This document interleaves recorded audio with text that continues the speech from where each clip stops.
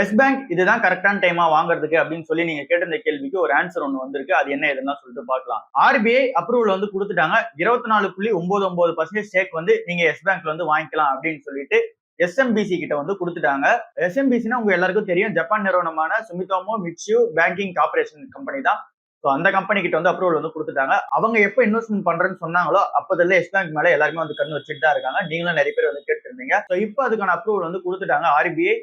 இது வந்து எஃபெக்டிவா வந்து ஆகஸ்ட் 22ல இருந்து எஃபெக்டிவா வந்து இருக்க போகுது. ஆகஸ்ட் 22 2025ல இருந்து ஒரு வருஷம் வந்து இருக்க போகுது இந்த அப்ரூவலுக்கான பீரியட்ன்றது. அதுக்குள்ள வந்து நீங்க அக்விசிஷன் வந்து பண்ணிக்கணும். 24.99% அந்த ஸ்டேக்கை வந்து இதுல 20% ஸ்டேக் வந்து ஏற்கனவே வச்சிருக்கவங்க கிட்ட இருந்தா இவங்க வந்து வாங்கி ஆகணும். அப்படின்னா 13.19% எஸ்பிஐ கிட்ட இருந்து வாங்கி ஆகணும். மீதி இருக்க 6.81% வந்து இருக்கிற federal bank, IDFC bank, HDFC bank இவங்க எல்லாருமே வச்சிருக்காங்க அந்த பேங்க்ல ஷேர்ஸ்.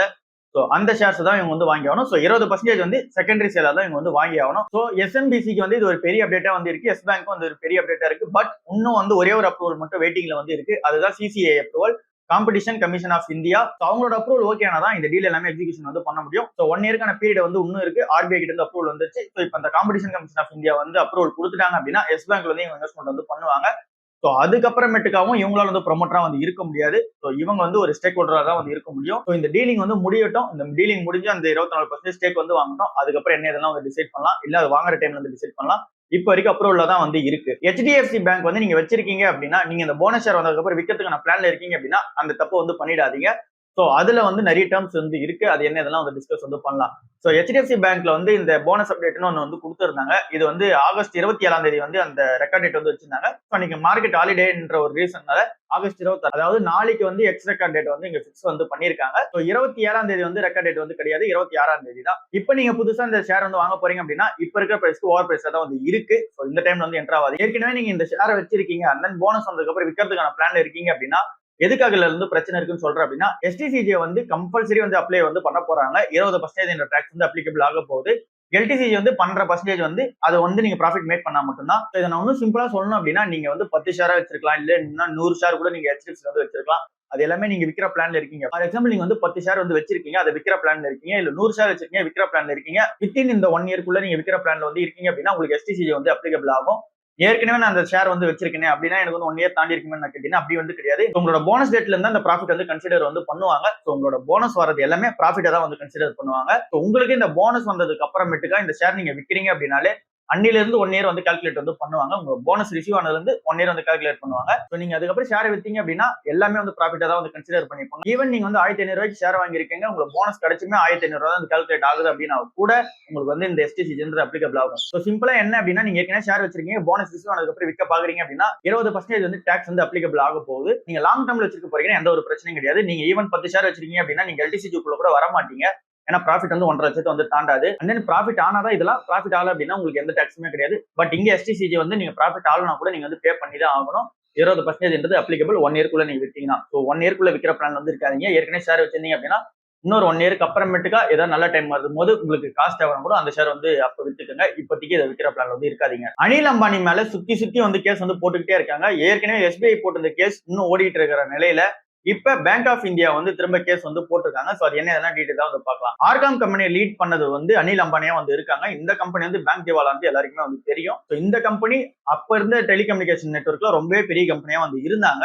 அதுக்கப்புறம் 2017 நிறைய லோன்ஸ் எல்லாம் வந்து வாங்கி அதை கட்ட முடியாம போனதுனால டிஃபால்ட் ஆனதுனால எல்லாமே வந்து என்பிஎஸ் வந்து மாற ஆரம்பிச்சது. அதுல நிறைய பேர் வந்து அதிகமா கடன் கொடுத்திருந்தாங்க. அதுல எஸ்பிஐ வந்து நோட்டபிளா வந்து இவங்க மேல வந்து இஷ்யூ வந்து கொடுத்திருந்தாங்க. அதாவது ஃப்ராடுலன்ட் கேஸ் வந்து ஃபைல் பண்ணியிருந்தாங்க. ஜூன் 2025 அப்ப எஸ்பிஐ வந்து இவங்க மேல ஃப்ராடுலன்ட் அப்படின்னு சொல்லிட்டு அந்த டேக்ல வந்து கேஸ் வந்து அக்யூசேஷன் வந்து பண்றாங்க. இதுல அவங்க வைக்கிற நோட்ஸ் வந்து என்னென்னவா இருக்கு அப்படின்னா, எங்களோட ஃபண்ட்ஸ் வந்து மிஸ்யூஸ் வந்து பண்ணிட்டாங்க அப்படின்னா, இவங்க கேட்டது வந்து வேற ஒரு விஷயத்துக்கு அந்த ஃபண்ட் வந்து கேட்டிருப்பாங்க. பட் யூஸ் பண்ணது வேற ஒரு விஷயத்துக்காக யூஸ் பண்ணிருப்பாங்க. அன்ஆத்தரைஸ் பண்ணாத நிறைய டிரான்சாக்ஷன் வந்து நடந்திருக்கு அப்படின்னு சொல்லிட்டு அந்த கேஸ் வந்து வைக்கிறாங்க. லோன் டேர்ம்ஸ் வந்து நிறைய இருக்கும். அதெல்லாம் வந்து வயலேஷன் வந்து பண்ணிருக்காங்க அப்படின்னு சொல்லிட்டு எஸ்பிஐ வந்து இந்த அக்யூசேஷன் வந்து வைக்கிறாங்க. எஸ்பிஐ வந்து கிளைம் பண்றது வந்து 2929 கோடி வந்து லாசஸ் வந்து கிளைம் பண்றாங்க. அதாவது இவங்க கிட்ட கொடுத்து லாஸ் ஆனது இவ்வளவு அப்படின்னு சொல்லி கிளைம் பண்றாங்க. அதுக்கப்புறமேட்டுக்கா சிபிஐ வந்து இந்த இன்வெஸ்டிகேஷனை எடுத்து அவங்களோட ஆர்காம் ஆபீசர்ஸ் எல்லாம் போயிட்டு அதுக்கான எதனா டாக்குமெண்ட்ஸ் கிடைக்குமா அப்படின்னு சொல்லிட்டு செக் வந்து பண்ணாங்க.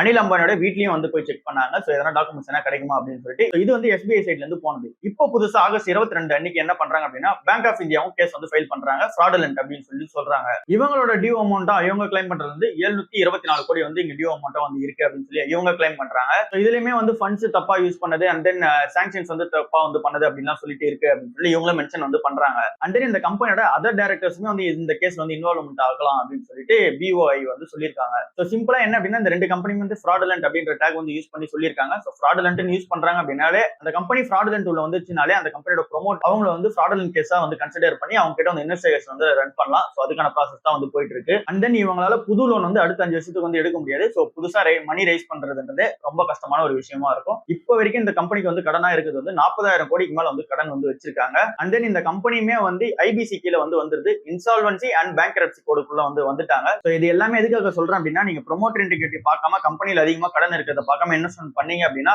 என்னைக்குன்னா ஒரு நாள் இப்படி வந்து நிக்கலாம். ஸோ இதுக்கெல்லாம் வந்து நீங்க செக் பண்ணிக்கங்க. நீங்க ஒரு கம்பெனி இன்வெஸ்ட்மெண்ட் பண்ண போறீங்க அப்படின்னா அதுக்கெல்லாம் முன்னாடி நீங்க பார்க்க வேண்டியது ப்ரோமோட்டர் இன்டிகிரிட்டி அண்ட் அந்த பேங்கோட கடன் இது எல்லாமே நீங்க மெயினா பாருங்க அப்படின்றதுக்காக தான் சொல்றேன். மஹேந்திரா கம்பெனி உண்டாயை வந்து ஓவர்டேக் பண்ணிட்டு செகண்ட் பொசிஷன்ல வந்து வந்துட்டாங்க. ஸோ உண்டாயோட சேல்ஸ் வால்யூமே பீட் பண்ணி இங்க மஹேந்திரா வந்து வந்துட்டாங்க. 3,51,000 வண்டி வந்து இந்த ஜனவரி டு ஜூலைல வந்து வித்திருக்காங்க. இந்த வருஷம் ஸ்டார்டிங்ல இருந்து இப்போ மட்டுமே. ஸோ 3,51,000 வண்டின்னும் போது 20% அவங்களோட இயர் ஆன் இயர்ல வந்து அப்பா இருக்கு மஹேந்திராவோட சேல்ஸ் வால்யூம்ன்றது.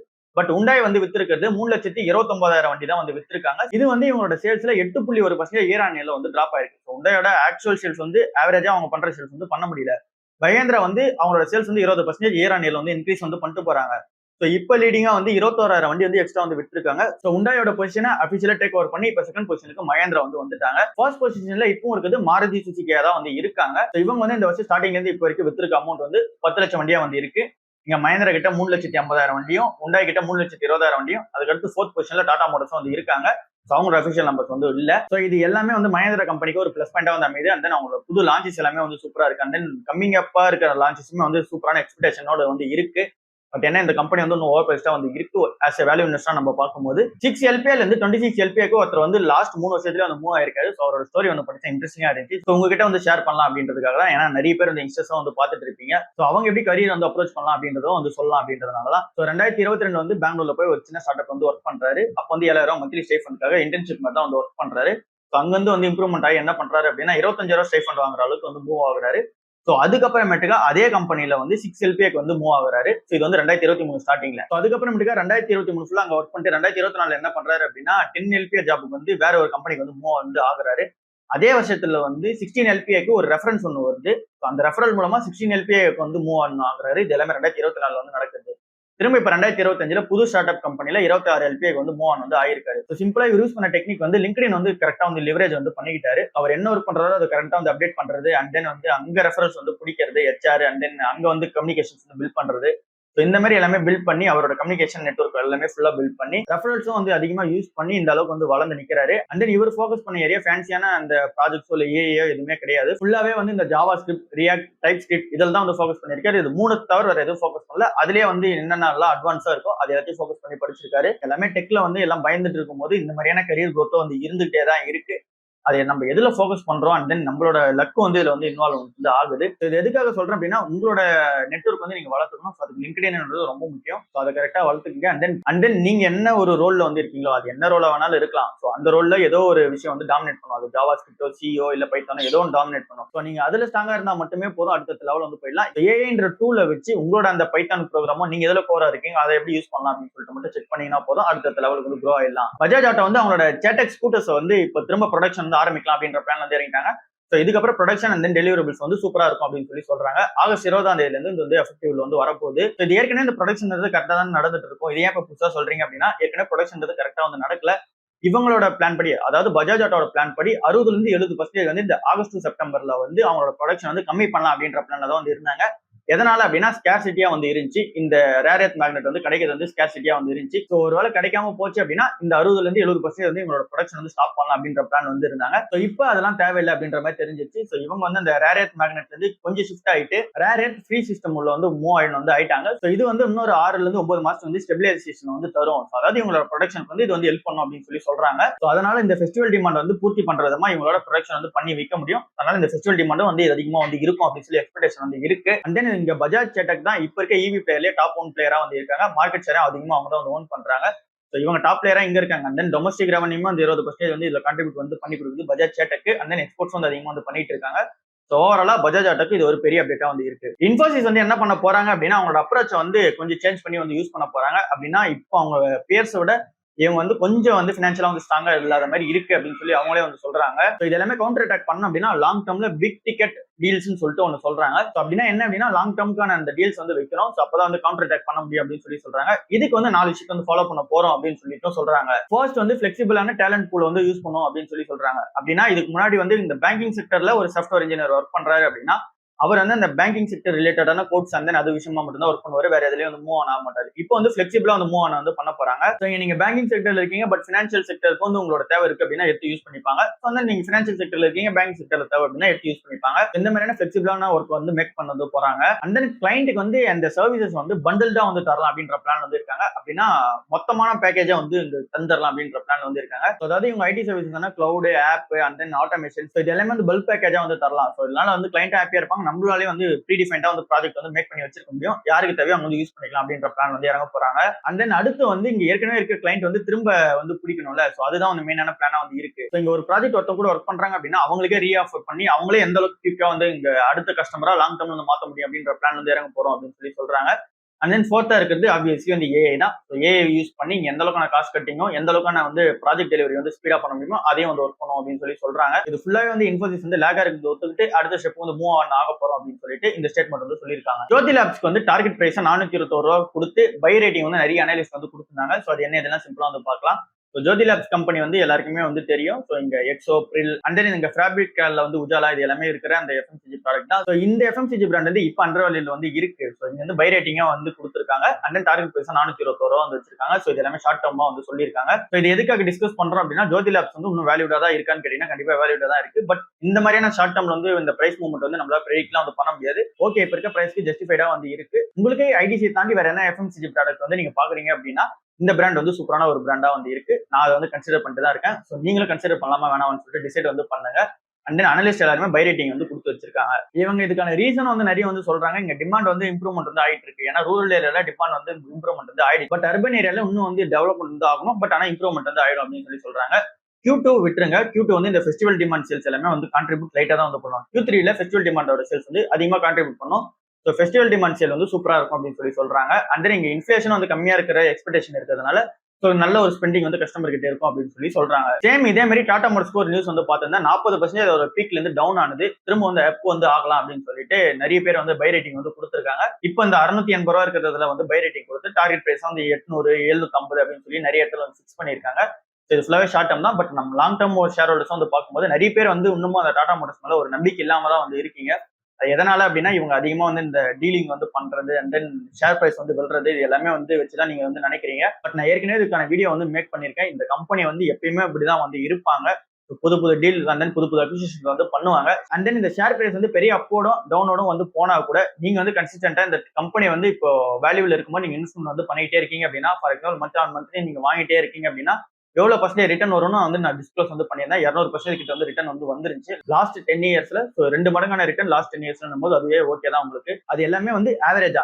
பட் நீங்க அதை வந்து பீக்ல வச்சிருந்தீங்க அப்படின்னா 300-400% வந்து ரிட்டர்ன் வந்து கொடுத்துருக்கோம் அப்படின்னு சொல்லி நம்மளே வந்து டிஸ்கஸ் வந்து பண்ணியிருக்கோம். இது எதுக்காக சொல்றேன் அப்படின்னா இந்த கம்பெனி ஸ்டேபிளான கம்பெனியான்னு கேட்டீங்கன்னா ஸ்டேபிளான கம்பெனி தான். பட் அக்ரெசிவான மூவ்லாம் வந்து எடுத்து வைப்பாங்க. இப்போ கூட இந்த இவாக்கா கம்பெனி வந்து வாங்குறதுக்காக நிறைய கடன் வந்து வாங்க வேண்டியதா இருக்கும் அப்படின்ற எக்ஸ்பெக்டேஷன் வந்து இருக்கு. ஏன்னா இது வந்து பெரிய டீலா தான் வந்து இருக்கு. பட் இந்த கம்பெனிக்கு லாங் டர்ம்ல வந்து இது ஒரு பெரிய பிளஸ் வந்து அமையும். எப்படி ஜேஎல்ஆர் வந்து 2008 வந்து வாங்கும்போது பெரிய பிரச்சனை அந்த கம்பெனிக்கு இருந்துச்சோ அது இந்த 2025 இந்த கம்பெனிக்கு வந்து ப்ராஃபிட்டபிளான பிசினஸ் செக்மெண்ட் அது ஜேஎல்ஆர் தான் இப்போ வந்து இருக்கு. 2008 அதுதான் பெரிய பிரச்சனையா இருந்துச்சு. 2025 இந்த ஜேஎல்ஆர் செக்மெண்ட் தான் இந்த கம்பெனியோட ப்ராஃபிட் வந்து அதிகமா பூஸ்ட் அப் வந்து பண்ணி தருது. 47% இவங்களோட ப்ராஃபிட் வந்து இந்த ஜேஎல்ஆர் செக்மெண்ட் தான் வந்து வருது. இதே மாதிரி இவாக்கா டீலும் வந்து நடக்கும் அப்படின்ற எக்ஸ்பெக்டேஷன் வந்து என்கிட்ட இருக்கு. அதனால இந்த கம்பெனி வந்து வாங்குறேன். உங்களுக்கு அந்த நம்பிக்கை இருந்துச்சு அப்படின்னா நீங்களும் வந்து கண்டிப்பா இந்த கம்பெனி கன்சிடர் பண்ணி பார்க்கலாம். லாஸ்டா வந்து ஜைடஸ் வெல்னஸ் கம்பெனி வந்து பார்த்தலாம். ஜைடஸ் வெல்னஸ் கம்பெனி அந்த போனஸ் இஷ்யூ வந்து பண்ண போறாங்களே அதுல வந்து என்டர் ஆகலாம் அப்படின்னு சொல்லி கேட்டீங்க. அண்ட் இந்த போனஸ் இஷ்யூ எப்படி வந்து இம்ப்ளிகேஷன் வந்து ஆகும் அப்படின்னு சொல்லி கேட்டீங்க. அதோட டீடைல் வந்து பார்க்கலாம். ஜைடஸ் வெல்னஸ் கம்பெனி ஸ்டாக் ஸ்பிளிட்டா 1:5 வந்து கொடுத்துருக்காங்க. அப்படின்னா இப்ப இருக்க கரண்ட் பிரைஸ் வந்து 2000 ரூபாய் வந்து இருக்கு. இப்ப நீங்க ஒரு ஷேர் 2000 ரூபாய்க்கு வச்சிருக்கீங்க அப்படின்னா அது 5 ஷேரா வந்து மாறிடும். 400 ரூபான்றது வந்து பிரைஸா வந்து வந்துடும். ஏன்னா நீங்க 2000 5 டிவைட் பண்ணீங்க அப்படின்னா 400 ரூபா வந்து வரும். உங்ககிட்ட ஒரு ஷேர் இருக்கு அப்படின்னா 5 ஷேரா வந்து ஆகும். அப்படின்னா உங்களுக்கு 400 ரூபா வந்து ஒரு ஷேர் வந்து வரும். இவ்வளவுதான் இந்த சிம்பிளான கான்செப்ட். இது வந்து ஜைடஸ் வெல்னஸ்க்கு நீங்க ஜைடஸ் லைஃப் சயின்சஸ் தான் மேக்ஸிமம் வந்து கன்சிடர் வந்து பண்ணி வச்சிருப்பீங்க. ஏன்னா அதுதான் வந்து அண்டர்வேல்யூ வந்து அடிக்கடிக்கு வந்தது. அண்ட் தென் இந்த ஜைடஸ் வெல்னஸ் கம்பெனியை இன்டெரக்டா ஓன் பண்றதுமே வந்து ஜைடஸ் லைஃப் சயின்சஸ் தான் வந்து இருக்கு. ஸோ உங்களுக்கு இப்போ இந்த ஜைடஸ் வெல்னஸ் வேணும் அப்படின்னா ஓவர் பிரைஸா தான் வந்து இருக்கு. அண்ட் தென் இந்த ஸ்டாக் ஸ்பிளிட் வந்து இஷ்யூ பண்றதுக்கான ரீசனே வந்து எல்லாரும் வந்து இந்த கம்பெனி வந்து இன்வால்மெண்ட் வந்து ஆகணும். ஏன்னா 2000 ஓவர் பிரைஸா வந்து தெரியுற மாதிரி இருக்கும். ஸோ இன்னும் 400 ரூபா 300 ரூபாய்க்கு வந்து நம்ம எடுத்துட்டு வந்துட்டோம் அப்படின்னா எல்லாருமே வந்து பார்ட்டிசிபேட் வந்து பண்ணுவாங்க. So participation and then liquidity வந்து அதிகப்படுறதுக்காக தான் எடுத்துட்டு வராங்க. ஸோ இந்த கம்பெனி ஸ்டில் வந்து ஓவர் பிரைஸா தான் வந்து இருக்கு. அதுக்கு நீங்க ஜைடஸ் லைஃப் சயின்சஸே வந்து நீங்க பெட்டரா வந்து இருக்கும் கன்சிடரேஷன் ஸ்டேஜ்ல நீங்க பண்ணணும் அப்படின்னா. பட் ஃபார்மா கம்பெனியா வந்து பார்க்கும்போது அதோட பெட்டரான கம்பெனிஸ் வந்து இருக்கு. பட் உங்களுக்கு ஜைடஸ் வெல்னஸ் தான் வேணும் அப்படின்னா ஜைடஸ் வெல்னஸ் வந்து இதோட வந்து பெட்டரான ஆப்ஷனா வந்து இருக்கும். ஸோ நீங்க என்ன இதெல்லாம் வந்து கன்சிடர் பண்ணி பாருங்க. இதுக்கான ரெக்கார்ட் டேட் வந்து செப்டம்பர் 18 அன்னைக்கு வந்து வச்சிருக்காங்க. அவ்வளவுதான் இன்னைக்கு ஓவராலான வீடியோவா வந்து இருக்கு. அடுத்த வீடியோல வந்து பார்க்கலாம். பாய். அண்ட் தென் அதுக்கு முன்னாடி நீங்க கேட்டிருந்த நிறைய கொஸ்டின்ஸ் வந்து மிஸ் பண்ணிட்டோம் அப்படின்னு சொல்றீங்க சண்டே வீடியோல. சோ அதை நான் ஏற்கனவே சொல்லியிருந்தேன். சண்டே வீடியோ 2 பார்ட்டா எடுக்கிற பிளான் வந்து இருக்கு அப்படின்னு சொல்லியிருந்தேன். ஃபர்ஸ்ட் பார்ட் எடுத்துட்டோம். செகண்ட் பார்ட்டுக்குள்ளே அன்னைக்கு மண்டே நியூஸ்லாம் வந்துருச்சு. நம்ம நெக்ஸ்ட் வீக் வந்து மீதி இருக்க ஸ்டாக்ஸ்லாம் வந்து டிஸ்கஸ் வந்து பண்ணிக்கலாம். So bye. அடுத்த வீடியோல பார்ப்போம்.